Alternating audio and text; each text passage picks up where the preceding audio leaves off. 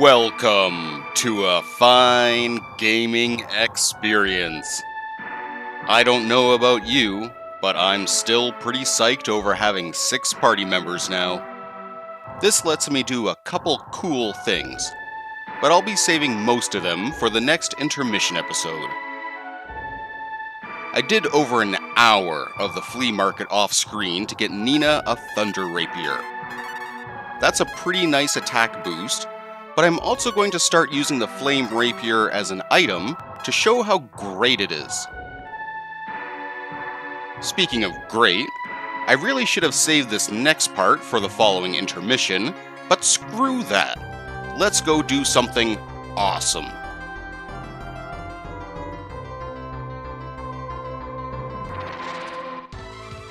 Here's a good fight to show Ox in action. Take note that Karn's doing about 40 damage right now. Nina's a decent attacker with that rapier. Ox is super slow, but does good combat numbers. And that's a weak hammer he's using. Going to jump ahead to Gant to save some time.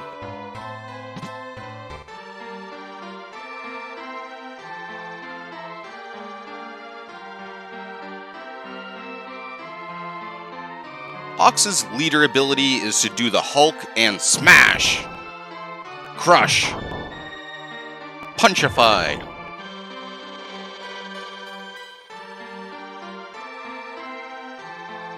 Your kingdom was destroyed. Like those famous thieves? Let's have our thief talk to him.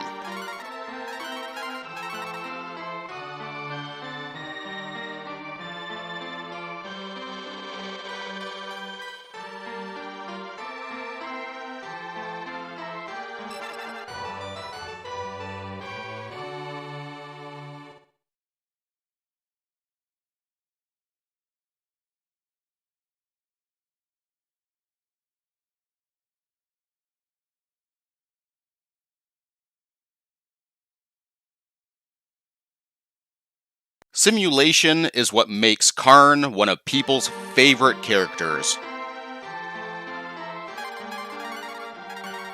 For a measly 10 AP, we can use the Shin spell. All of his spells were originally named after vehicles, and this was named after a Cheyenne.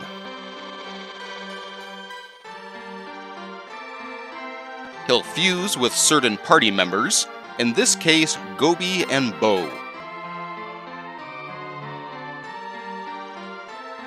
Just look at that kick-ass mohawk fin he's got now.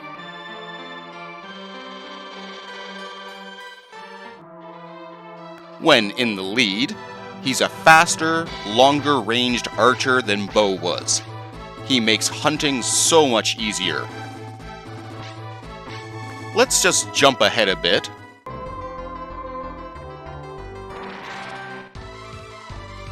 Cactus X originally had the better name of Sea Urchin, and it's just a very defensive attacker. However, the Shin fusion gives Karn a massive boost to all of his stats, making him a combat beast.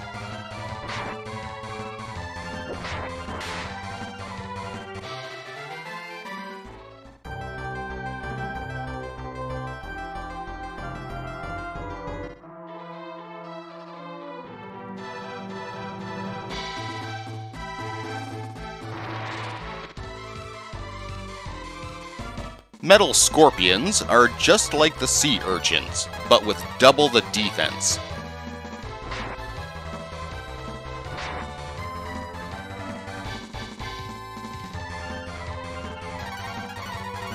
They're a good candidate for magic damage.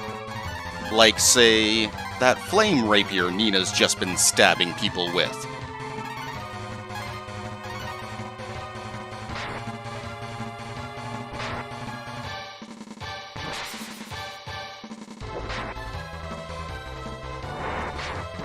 A whopping 90 fire damage. If you thought the Earth Key was good, just imagine how handy this will be.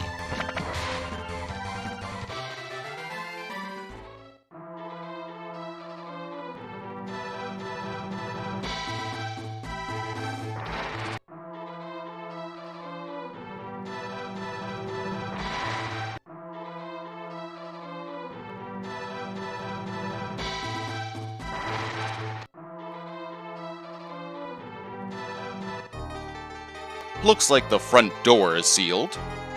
Down we go then. Rocks ahead. Time to oxidize them. Bam. Boom. Blammo.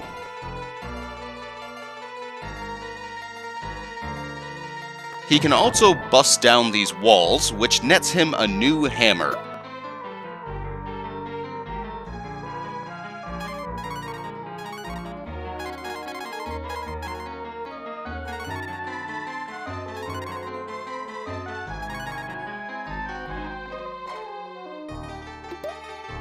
And a better hat for Nina.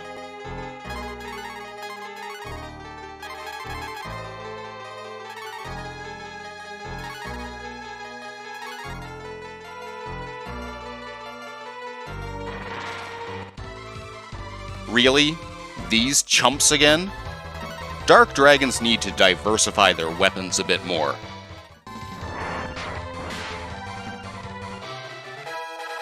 At least we get a pair of levels from them.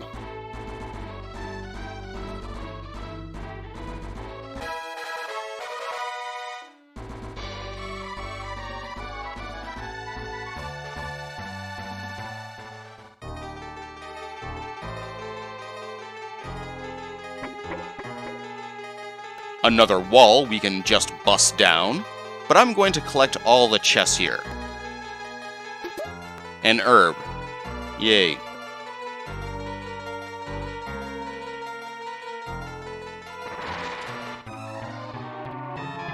Another spearman, but this is a better form.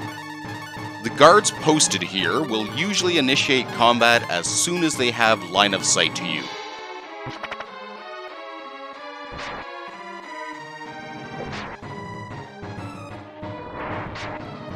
While these are an upgraded opponent, they're still not a big threat. But I do like fighting them for the experience they give.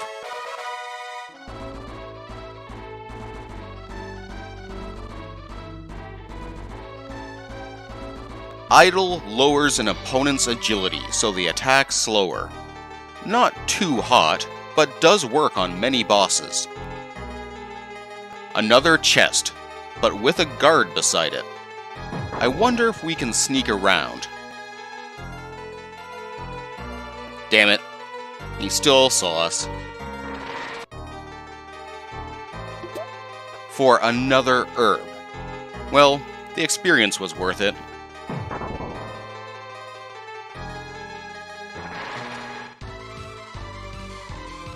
Oh, thank goodness. It's not another dark dragon. I'm a little hesitant to defend against two sorcerers. Their blast attack could wipe some characters if they tag up against them. Their original name matches their appearance, Magician Mummy.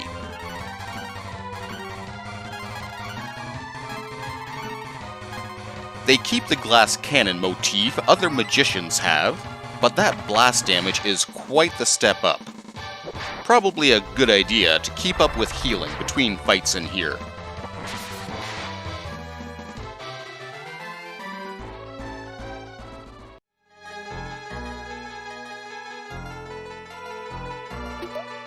Another revive item is not the worst thing. We'll be starting to need them a lot more around this point. No need to smash this wall. We can't sneak around the guard posted there anyways. A metal shield? All of our characters that can use it already have equivalent or better.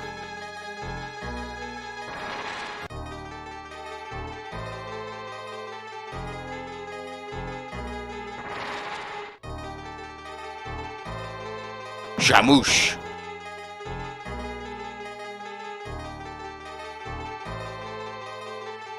Plonk. His knuckles have to be hurting a bit. You've got a hammer, man. The boss ambushes us as soon as we head downstairs. At least he's a transforming general. Too bad it's a reskin of the very first boss of the game.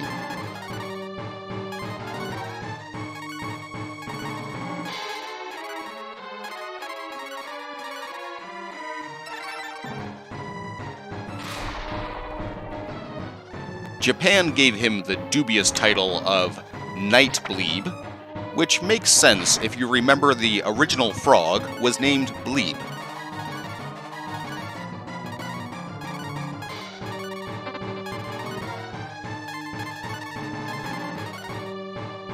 He really could have picked up a few tricks from the earlier frog boss, though.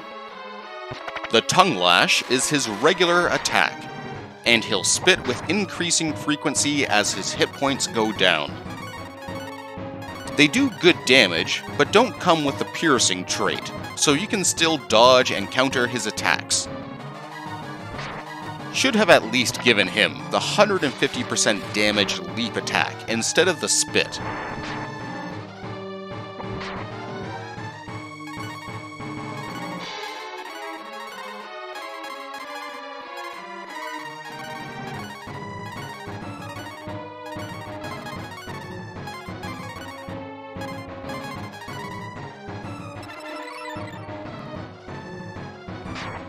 He's packing about 2,300 hit points, with a measly 430 in his second form.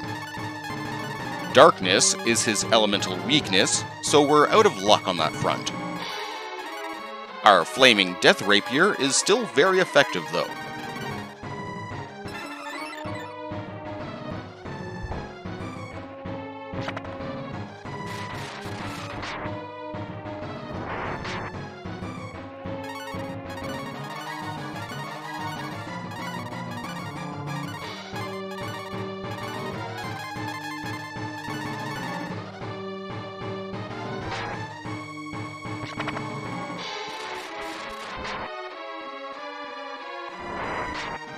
I feel like I say it every decent boss battle, but keeping up with healing is important with the high base damage he puts out. At one point, I will get punished for rushing too hard. You'll know when it happens.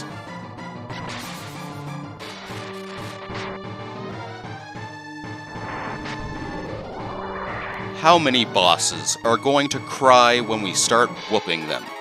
It's almost like they're an army of bullies and cowards.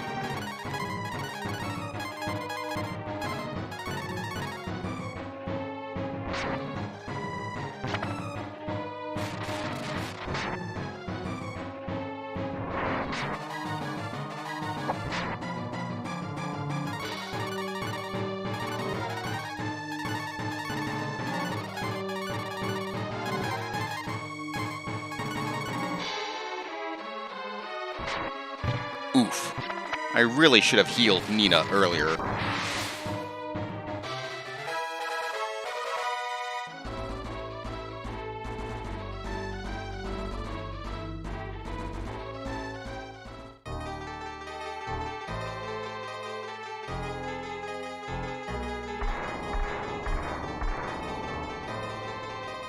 We've freed Ox's people now, but you might notice something's missing.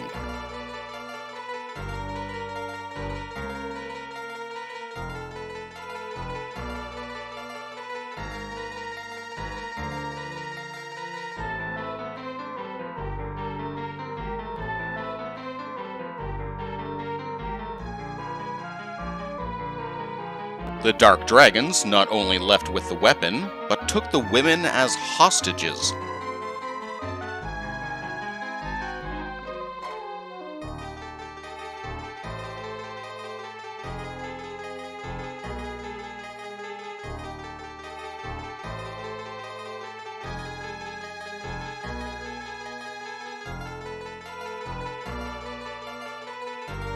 Everyone's warning us about Nabal, but Ox wants to go there, so screw it.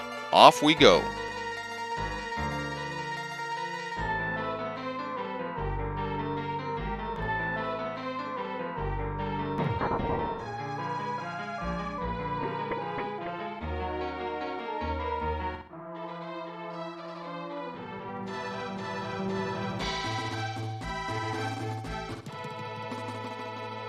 This is an interesting forest full of these giant birds.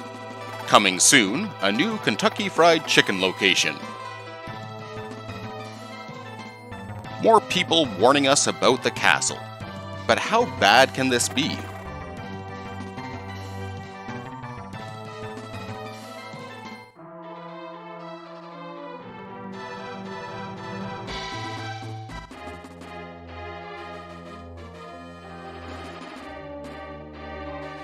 Well, we do have business here, but guess we can't argue with that many guards.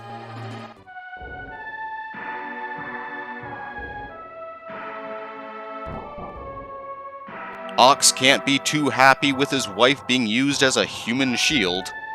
And who knows what kind of super weapon they've got their hands on. We can't stand for this. But we need to prepare properly.